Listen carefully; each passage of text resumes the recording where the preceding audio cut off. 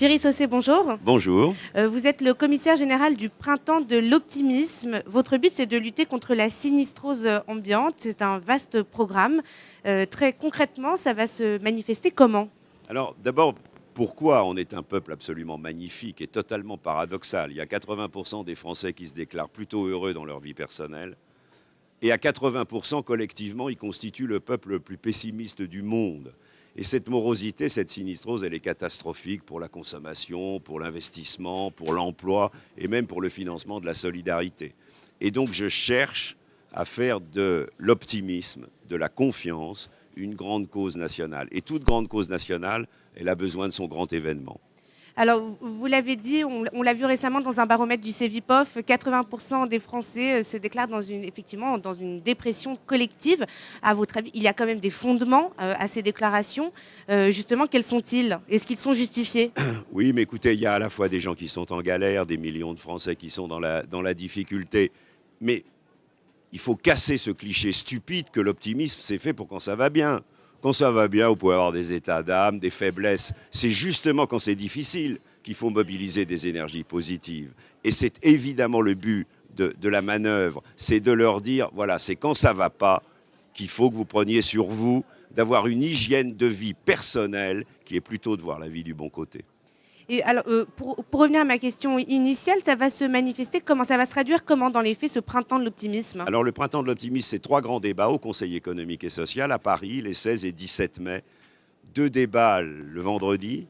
Un sur pourquoi et comment mobiliser des énergies positives, spécialement quand ça ne va pas, c'est fait avec Psychologie Magazine. Un sur le bonheur au travail et la motivation des salariés, avec Challenge. Et le samedi matin, un sur les médias peuvent-ils être plus positifs, puisqu'incontestablement, l'ouverture d'un journal télévisé à 20h, c'est en gros 45 secondes de caractère totalement dramatique et un peu anxiogène. Et donc, il faut que les médias parlent aussi des choses qui vont bien. Et il y a des choses qui vont bien tous les jours dans ce pays. Il y a des entrepreneurs qui créent des entreprises, il y a des gens qui se battent pour l'emploi, pour l'innovation, pour le développement. Et donc, il faut arrêter. De Gaulle disait une chose magnifique, la France est une personne. Et cette personne, elle a un mental, elle a un moral. Et ce moral, il ne faut pas l'abîmer. Au contraire, il faut essayer de le soutenir pour que ça aille mieux. Pensez-vous que pour créer une entreprise, il faut être optimiste, justement? Mais bien sûr, le chef d'entreprise, c'est un producteur de confiance. Et c'est quelqu'un qui doit exercer le leadership, la capacité d'entraîner, de convaincre à la fois ses propres salariés et à la fois ses clients. C'est un développeur. Donc c'est quelqu'un qui, par nature, y compris quand il prend des risques, y compris quand il traverse des crises, qui, lui, est l'exemple de la mobilisation des énergies positives dont je voudrais que les Français s'inspirent. Vous savez, si on arrivait à faire en France la somme de nos confiances individuelles, on serait une formidable force collective.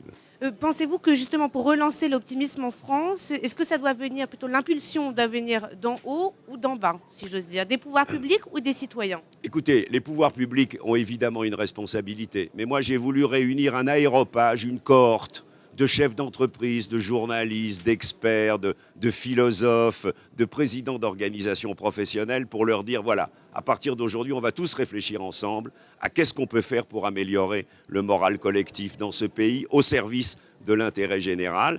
Et le printemps de l'optimisme, les 16 et 17 mai au Conseil économique et social, ce sera l'occasion de le réaffirmer. On envie souvent l'optimisme présent aux États-Unis, chez nos confrères américains.